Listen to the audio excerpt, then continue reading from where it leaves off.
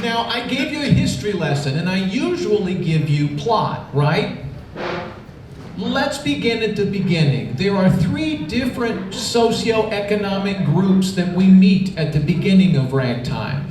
First, we meet a family that lives high on a hill in a mansion, as you've already seen, in New Rochelle. Then we are transported to Harlem, and we meet the finest pianist in Harlem and the lovely young lady that is in love with him. And then we are immediately transformed to, or let's say, Ellis Island, and we meet a large group of immigrants making their journey to the United States. That and the history lesson I gave you is the opening number. Fair? Yeah. Okay, all right. So I'm gonna hand the mic over to the principals now in the order that they deliver, which they graciously sat down in the order that they deliver, and ask each of them to tell us the story of Ragtime from their characters and their socioeconomic point of view. And I'm going to start with Jen. So I am a member of the House on the Hill crowd. One of the lines that is not too much of a spoiler, because it is in that opening number, we sing, "Ladies with parasols, fellows with tennis balls, there were no Negroes and there were no immigrants." That is the society I am living in at the beginning of this show. My character is one of the fake people in the show, meaning, the maestro identified that there are real historical people and then there are the fictitious characters. But on a certain level, even the fictitious characters aren't really fictitious. So Mother is the symbol of all women in this time period who are of this society. And she is in the life that was accepted at the time and expected of the time. And at a certain point, she is faced with a challenge that might be too much of a spoiler. She's faced with a challenge that forces her to make a decision without her husband's authorization. And that is the beginning of an awakening for her. And she becomes a modern woman to an extent that is still even modern for some current sensibilities. And she continues to make these decisions, but is faced with a society that maybe isn't changing quite as quickly as she is. So it's a pretty exciting journey that she gets to go on, and it's really fun to be able to be a part of it. You want to take it, Mike? Say again? Yes. Good. So let's go to Harlem. So we're moving now from New Rochelle to Harlem. Mine may be a little longer, just cut me off. Coldhouse Walker Jr. is a professional musician from St. Louis, pianist, and everything's going well for Coldhouse. He's in Harlem, he's bringing Ragtime and his music to Harlem, and they love him. And he's got everything going. Everything's going, except he's missing one thing. His girl. And he's missing his girl because he wasn't acting right. And so everybody gets him together, and he's decided, I'm gonna go find my girl. He finds out where she is, and people of Harlem get him together, and he decides, as we've seen on the slide, he's so well off in this time for himself as a black man. He's gonna get himself a Model T, and he's gonna drive off, and he's gonna find this Miss Sarah in New Rochelle. And so he goes, and he woos her at the house of the mother, and he plays the piano, which he knows gets her all the time, but she won't come down. She's stubborn, just like him. And so he comes back, and he goes back, and he finally gets her, and discovers that he has a son that's there with him, and they start their life off in a very cold house way in his dreams. Because he's got his head on where he's headed. Well, his head is where he's headed, and everything's going well. He's got Booker T. Washington is his role model, really, in his spirit in every way. He's got that mindset, and so he comes into a little bit of trouble when he runs into a few firemen in New Rochelle. Otherwise known as crackers. They're not acting right neither. And he tries to go get help because they won't let him pass. I'm not going to give too much information away, but they won't let him pass through to go through Rochelle. And so he goes to find help from a policeman who does not help, and he comes back and discovers that his car has been thrashed and thrown to a pond. And for Coldhouse Walker Jr., that's a real affront.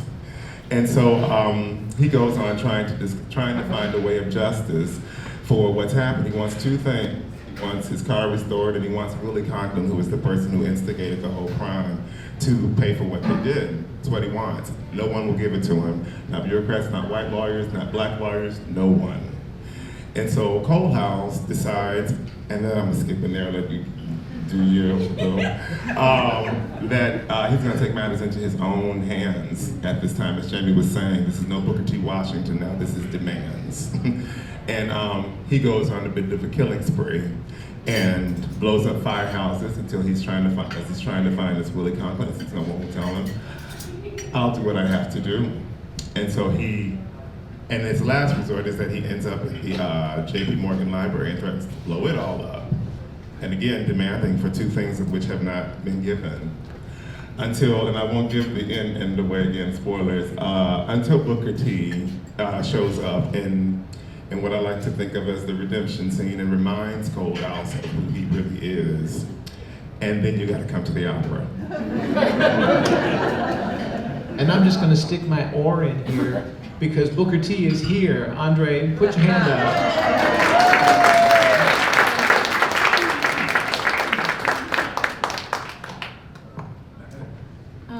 So I'm Idella Johnson. I play Sarah. Sarah is a young woman from the South. I'm from the South, from New Orleans, Louisiana, who migrates up to the North. She's in Harlem having a good time with her friend, and she meets this wonderful, handsome man who, my God, just plays music, and the music just speaks to her in a way that she's never been spoken to. And she falls in love with him through his music and just also through his stories, because he's a dreamer and he tells these wild dreams, and it helps her to dream bigger and to want more out of life. Sarah wasn't aware that, what comes along with this wonderful man is also all the other women that he's, fooling around with. And, he goes off with these other women, he goes on tour and stuff, and she loses it. She's pregnant as well. So during that time, that's like huge, devastating. What am I gonna do? I'm all alone, I'm pregnant, and this man is just not who I thought he was. And so she ends up making a decision, that's a spoiler. She ends up making a decision that's controversial, but also a decision out of mental anguish and fear and just despair, and which brings her to Mother, and Mother takes her in, gives her grace, and takes the child in, and through that experience, it helps her get back to herself and find her own strength. And so when Coldhouse comes back around trying to court her, it takes almost 5 months to even get through to her. So, and then eventually, he does, and they start dreaming again together, and hopes of what they want for their child. But as Coldhouse mentioned, that gets halted, and Sarah, being the devoted woman she is, she takes it upon herself to try to help out, and of course this doesn't end well for her. But I don't want to give that away. But I guess I just gave it away. That's who Sarah is, and that's her story. And then we have the immigrants. So yes, my name is, I play the character of Tate, and he is a Jewish immigrant from Latvia, coming over from Eastern Europe. And I would say his story, which is just what's so beautiful about this show, I think, is that what we show is a representation of America. So I feel when people come see the show, they go, oh my God, that was my grandma. My grandma came over during this time. Oh my God, yeah, New Rochelle, they lived over there. They came over on Ellis Island, and that's what I think is so beautiful about the show. So Tate represents what is a classic immigrant story. He comes over with his daughter, just him and his daughter, and as a true immigrant story, comes over to give a better life for his child. So he comes with all of the excitement and hope on the ship coming to Ellis Island, seeing the Statue of Liberty. He gets to America, he says, I'm here, America, everything will be taken care of as it always is. And then right after that, we see some hardship, and he's down in the Lower East Side. He's an artist. He makes silhouettes, which was a big thing that used to be happening, especially in the early 1900s. And we see him struggle. We see that hope kind of fade, and we see the sacrifices that he takes to make sure that his daughter is taken care of. And then all of a sudden we kind of transfer and see them, and now they're out of New York City and they're in Massachusetts, and he's working at a loom, and his fingers are tired and bleeding. And throughout this process, what's so beautiful and what Jamie did so well is that these historical figures that you'll see, they kind of weave in and out of these stories, almost like ghosts or these people, these checkpoints. And so for Tate, it's Harry Houdini, who's this immigrant, this Hungarian immigrant, right? And what his beautiful thing was he was an escape artist. And I think that speaks so well to the idea of why you come to a different country. You are escaping, right? So much of what our history and our past is to find a better life. And so Harry Houdini, and then also J.P. Morgan, which represents this intense wealth. And I think that when we look at Ragtime, we see these three different groups of people who start very separate in their journey, but they all are there to try and achieve their ideal of what the American dream is. And some people make it, and some people fail, and you'll watch as you go through, and I think that's what's beautiful about the show is you're rooting for people, and oh, are they gonna make it? Oh, maybe they're not gonna make it, oh. And so, I'm not gonna give it away, what happens, but yeah, I think what is so incredible about this story is that it's triumphant in both its successes and its failures, and so it is our history, which is really beautiful.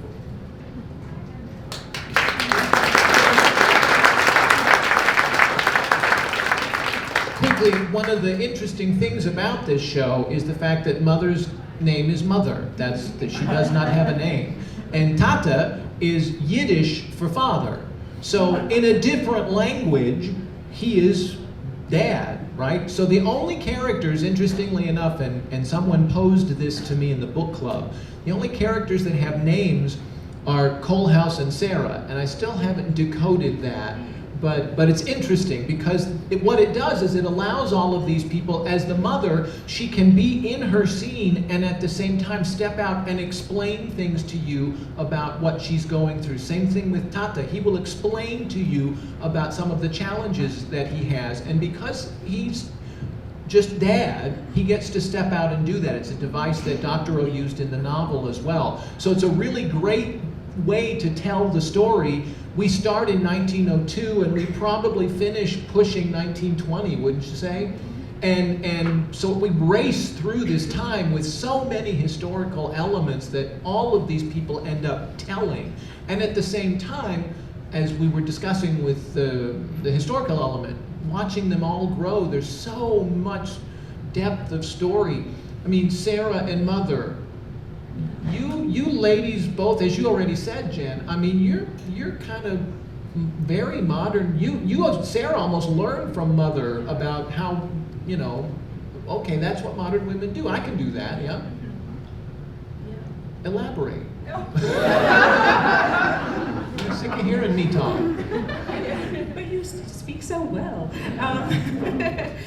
Yes, I think the first decision Mother makes, she makes out of necessity because Father is off with Admiral Perry. So he's just not there to make the choice and to make the decision, and she has to make it. And I think once that decision is made, the next one's a little easier, and then it becomes a little more empowering, and she has to create this life for herself. But then I think there's the empowerment that comes with that, and I can only imagine what that's like for being in the same household with another woman when the patriarchal figure is not there.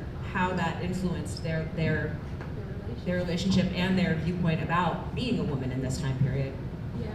Yeah, because you don't really get to see the conversations that they probably had, and so that's something that, as an actor, that we create on our own backstory of what these women could have, how they could have connected, what kind of conversations they held, what did they observe of each other, and so that there are moments that you see them come together and you say, oh, I can see the strength being drawn from each one of them. So I do love that, the moments that we have in this show.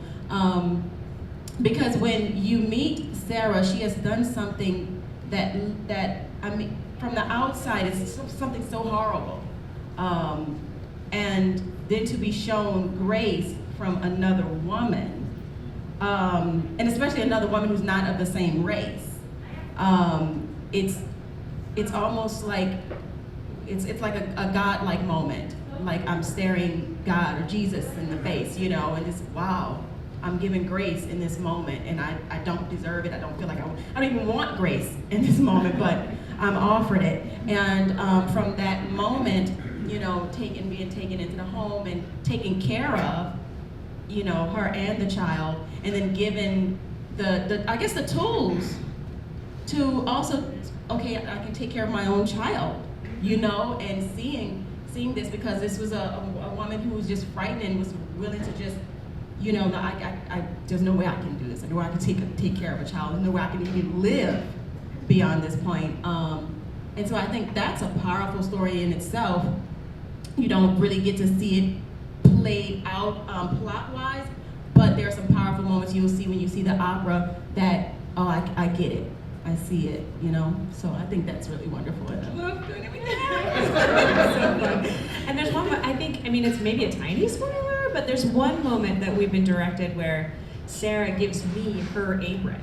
She takes off her apron and I receive her apron, and that's the relationship we have. It's not a servant-master relationship. This is two women sharing a household and building a life within the circumstances they've been given and in that time period. And really, it's just a pretty special thing that they've created, but they kind of don't even know that they've done it until the outside comes in.